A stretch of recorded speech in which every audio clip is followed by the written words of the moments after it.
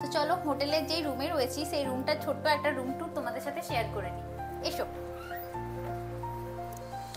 এই রুমটা generally 4 bedroom. তো দেখো দু সাইডে দুটো সুন্দর সুন্দর আর বড় বড় বেড রয়েছে।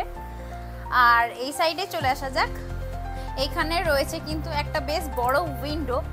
যদিও উইন্ডোর থেকে ভিউটা খুব একটা আমার ভালো লাগলো না, বাট ঠিক আছে, চলবে।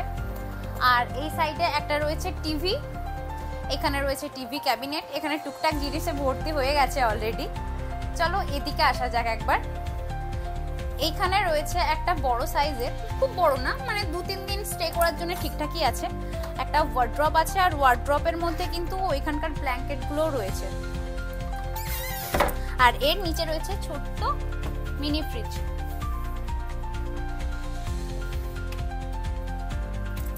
এই সাইডে ব্যালকনি আছে, আর ব্যালকনি থেকে মেন যেটা সি ফেস